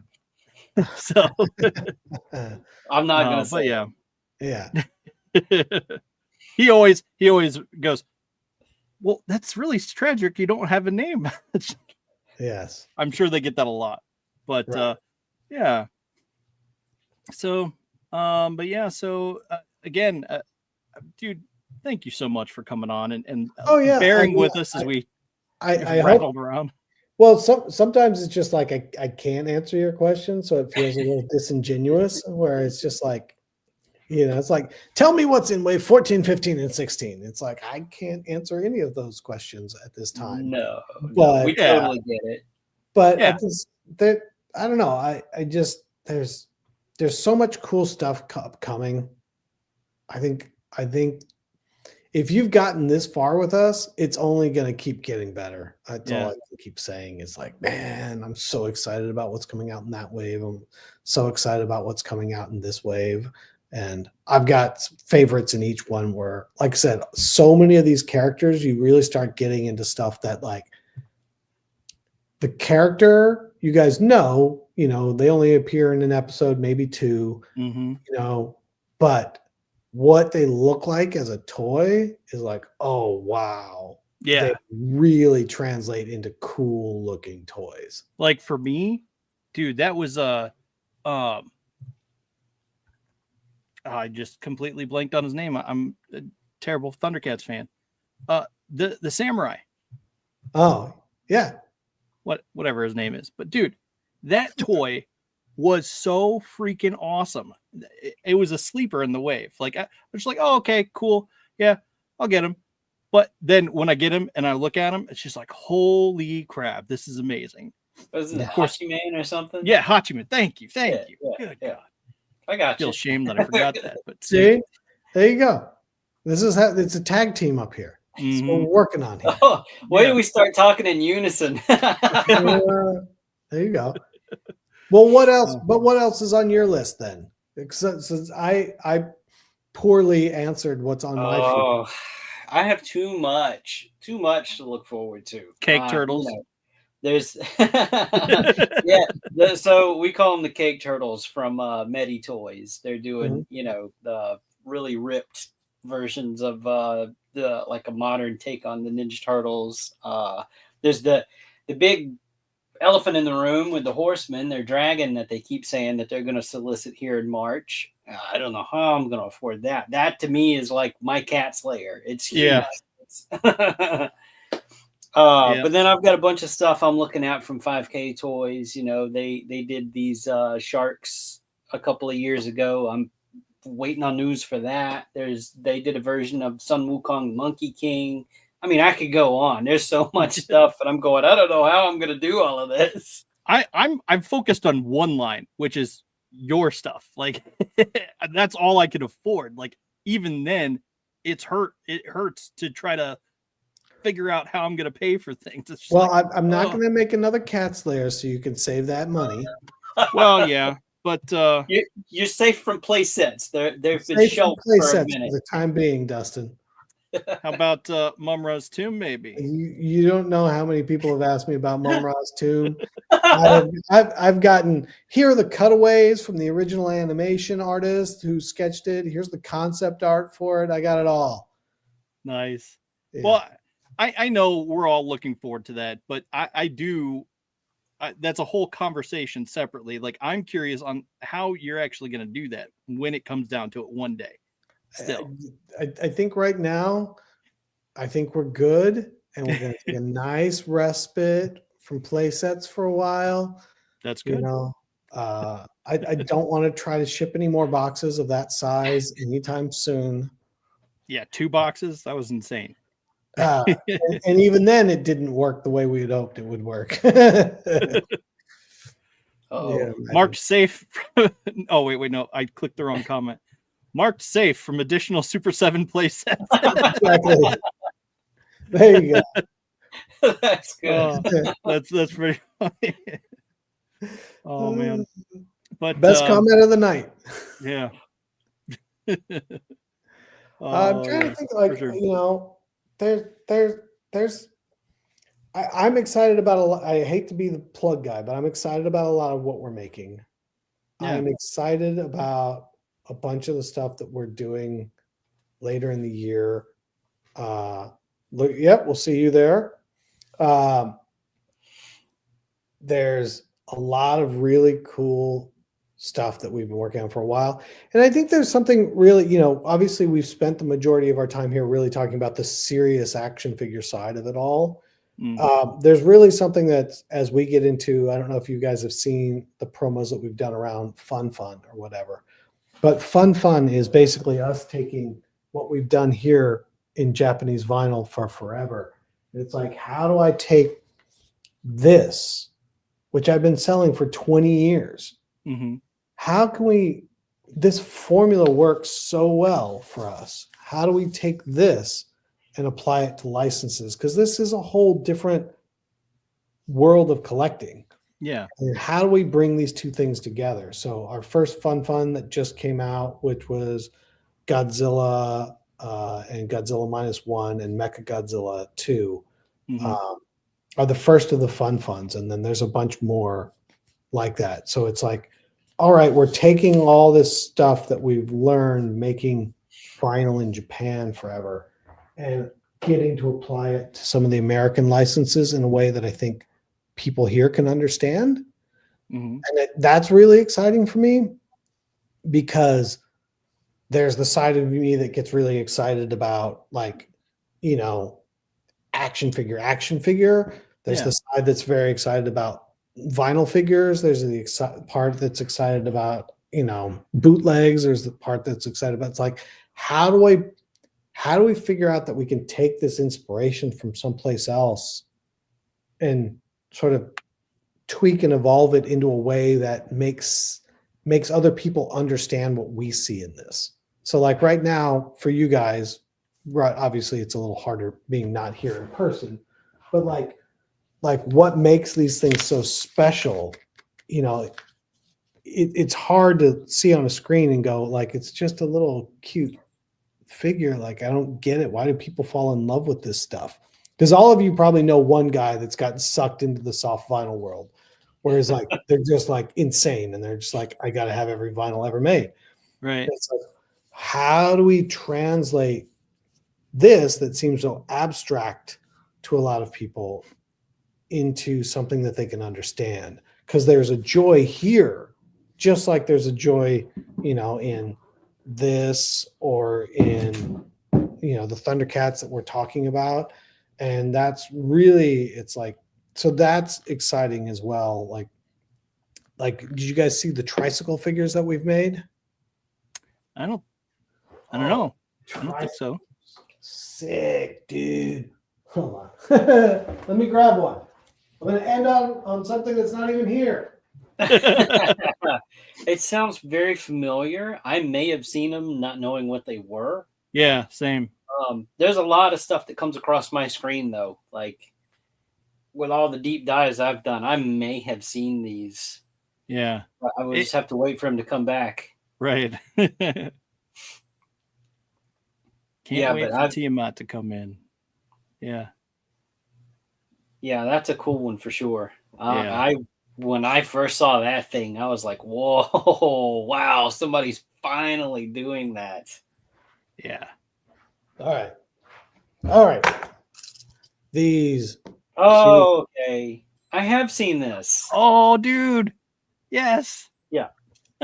So if you go back to the 1960s, Marx made some tricycle figures. They're really crudely made. They made Nutty Mads, and they also made some Marvel characters. You can get Thor and Spider-Man, yeah, a couple others on tricycles, and they were really weird tricycles. But then starting in the 70s and all through the 80s in Japan, they made every character you've ever seen on a tricycle like this with, so these are tin wheels, tin key wind, everything. And they're just these ridiculous, cute figures on tricycles. And when I started getting really into collecting Japanese vinyl in the early 90s, I took my first trip to Kimono My House, which was there was a Pony Toy Go Round in LA and Kimono My House in Emeryville, which is basically Berkeley across from San Francisco. And I went into this vintage Japanese toy store, and they had a couple of these tricycles. And I bought a couple other sort of Godzilla type monster toys, and I was just transfixed by the cuteness and the makes no senseness of this. So I bought a Jeeg, a Golden Egg, and a Pink Go Ranger on tricycles. And they've just been this thing ever since. So they made hundreds of these tricycles in Japan. So I have like a shelf full of just nothing but these whacked out tricycles. And they're just adorable. And one of those things. So we remade, full blown tin tricycles with the tin key wind and everything. And then so obviously Mummy Boy, the Super 7 mascot. Yeah. This is Creature. We've made Charlie Brown. We've made Frankenstein. We've made the Misfits Fiend. And we're making a bunch of other characters, and just sort of, this is the kind of stuff where it's like, for me, it's like this, you get out of the zone of how accurate is the sculpting, how many points of articulation does it have, and back to like, toys are fun. Right. When you look at this, does it make you happy? Like, that's why we're doing this. Yeah. And so I'm really excited about, I'm trying to wrong side here, but yeah, so this is another one of those things where, much like what we figured out with what we're doing with Fun on the vinyl side and the tricycles, it's like, yes, we're going to make all these action figures, and we're going to keep making all that cool stuff. But at the same time, like, how do I bring you simpler stuff that you can just like, I love this. This is cute and fun. Like, I want more of this. Like, right. I can imagine buying Lion-O like that. Yeah, and you never know what it's going to work, but it's one of those things you're like, it's Creature from the Black Lagoon on a tricycle. Why is he on a tricycle? I don't know, but it's cute and it's fun. And next thing you know, you've got 6 tricycles. And and I'm just really excited about that kind of stuff, because it kind of harkens back to when this wasn't sort of the collectible toy industry, when many of you probably started collecting. No one thought it was cool. No one thought about any of it. And you were only buying it for yourself. Yeah. You were buying it because you liked it. There wasn't anybody to even maybe you had a friend, maybe you didn't, but there probably half the time wasn't even anybody to talk to about it. Yeah. You know, you just bought it because you liked having the stuff around you. And there's part of that feeling that I get with this stuff that is really fun to have something where part of the discussion isn't literally going to be about, you know, technical aspects of and value prop ratio versus I like it, it's cute, it's fun, it makes me happy. Yeah. Or, I like it, it looks cool, I want it. And that's, I think, how most all of us started. We never started with some sort of end goal. We're just like, I want those again because they make me happy. Yeah. Dude, so this is where I started. Battle Beasts. Battle Beasts. I have tried and tried and tried. Fuck, I have tried on Battle Beasts, but Battle Beasts are technically part of the Transformers universe, but they're not owned by Hasbro. They're owned by Takara. And I have tried my best to figure out a way to get into Battle Beasts, and I have not had that success. I would love to do battle. Can you imagine, like, because they're so detailed for so small. Yeah. Can you imagine what a 7-inch Battle Beast would look like at this point? That would look insane. It would. I would settle for a reaction at this point. Right. I mean, I would settle for the same scale. Like, I actually bought this similar, that they had another iteration. So there was Battle Beast, then Laser Beast, and then I found out when my daughter was just young that they actually made a game around it. And, well, of course, these were essentially a game because you could put your finger on the decal and whatnot. But no, they actually had a dice game, and you would push the back, this plunger on the back, and a dice would shoot out. And then depending on what the result was, that would determine who won. And those were not Beast Wars. They're I forget what the name of it was now, but I'm sure I'll remember in 5 minutes and I'll get mad. But was it Laser Beast? Yeah, Laser Beast, I think. Okay. No, Laser Beast came after this. Then I forget what this is called. I'm drawing a blank. Oh, Beast Saga. Oh, that's what it was. So Beast Saga, and those, I looked it up, and those are actually still made by Takara Toys. And I was just like, okay, well, how do I get these? Because I could only find them on Amazon. And the game, they tried to bring it to America, but it didn't do well. And it's like, oh, come on. These were so cool. Yeah, I mean, but I don't know much about Beast Saga. Now you've given me homework, so I'll look into Beast Saga. But yeah, Battle Beasts, it's like, it's just ready. It's so ready. And there's so much you could do with it. There was so much cool stuff. I would love an Ultimates line of Battle Beasts. Like, take my money. Right. See, now that I've said, this is the kind of stuff I'm not supposed to talk about, because now somebody else is going to be like, oh, that's a really good idea. And then figure out how to do it while we haven't figured out how to do it.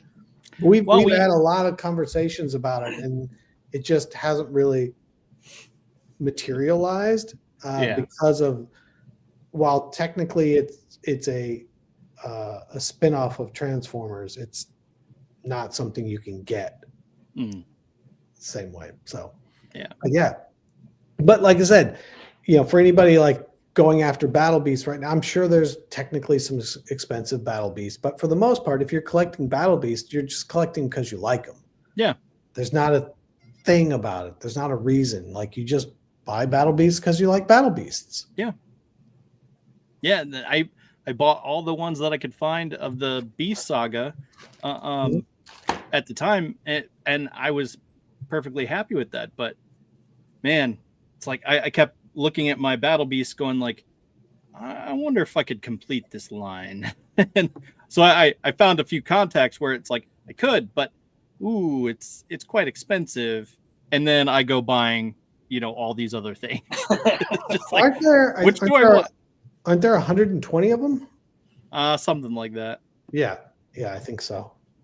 But not that I would know for any particular reason. Yeah. Yeah. Yeah, but again, I've made proposals. It hasn't worked out yet. Well, fingers crossed. Fingers crossed. Maybe one day. It pays off one day. That'll be fucking rad. Yeah. Yeah. But anyway, so you asked me what I was excited about. Like, unfortunately, I don't have good answers for here's what I'm looking to buy from other people, but I am excited about being able to bring other things hopefully out to people where they're just like, here's the diehard stuff we're making, and here's stuff where it's like, that's just fun. Yeah. And I mean, have fun. I'll straight admit it. I want a Mummy Boy. I just haven't had the money or opportunity to buy. Yeah, I mean, Boys, you know, that's another thing we're working on is how do we make this stuff more accessible? Because right now it's always been expensive to make in Japan, and getting it out of the factory is tricky. So a lot of people have not had the chance to buy them. They're just simply gone. Yeah, they sell out so quickly. So, wow. Well, when it comes to toys, if you're not having fun with them, you're doing it wrong. So, yeah, pretty much. If it's a stress point for you, what are you doing? Yeah. Yeah. Production, now that's another take. That's let's not talk about our jobs. But yeah, as collectors, as people that enjoy it, you got to have fun with it. Come on, they're toys.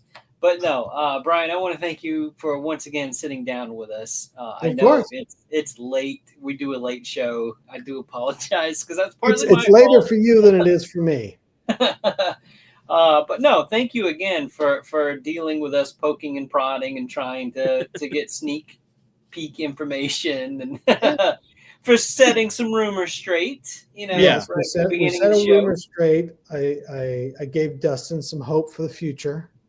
Yeah. Turtles is alive and well. Yeah. No worries. Yeah. But no, thank you seriously for coming back on with us. We really appreciate it. We liked having you on. Yeah. Yep. Look, we sat around and talked about toys for 2 hours. What could be worse? Yeah. Not a whole lot. There's more that could be worse. Yes. It's like, this is a pretty good gig. Like, I'm all right. Like, I gotta talk to you guys about toys. Let me go get more stuff out of the other room. Oh yeah. So thank you guys for having me as always.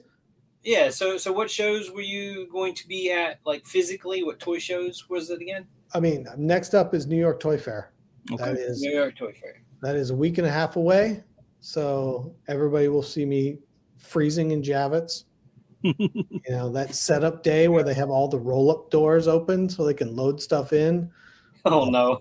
It's Arctic and you're there with like trying to set up all the stands like so cold. Because we're from California and it doesn't get that cold. And then the next big show is San Diego. Nice. So that's the big one. That's the Super Bowl of the nerds. Yeah. We gotta come correct. That's right. Well, I look forward to seeing all the reveals that we couldn't talk about tonight. Yeah, unfortunately, we couldn't talk about tonight. Yes. But we'll have our chance. Do you have anything else before we close out, Dustin? No. Nope. I'm good. Other than just, hey, Thunder Nerds ho. There you go. Revenge of the Thunder Nerds.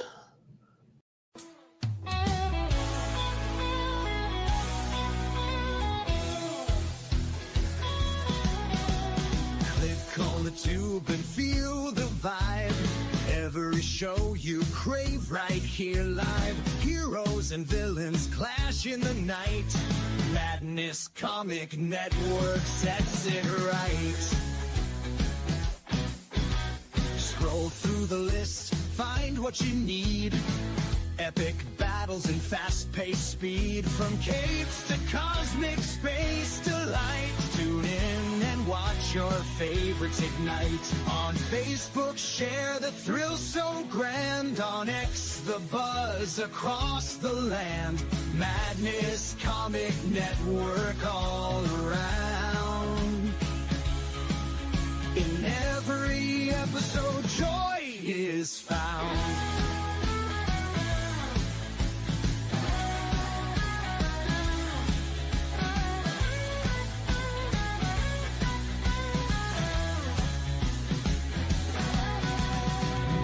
Uploads, they never end. Superheroes and their friends catch every twist and every turn. Madness comic, you will yearn. Stay up to date with every twist. Madness comic, don't miss a gist. From laughter to tears, every mood. Madness comic sets the groove. Click that button and subscribe.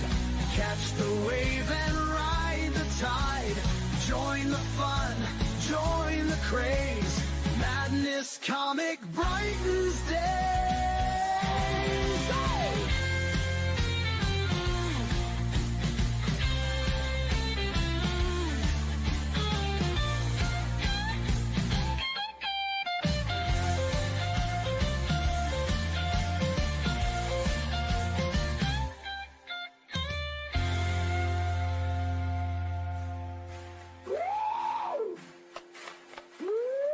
New uploads, they never end.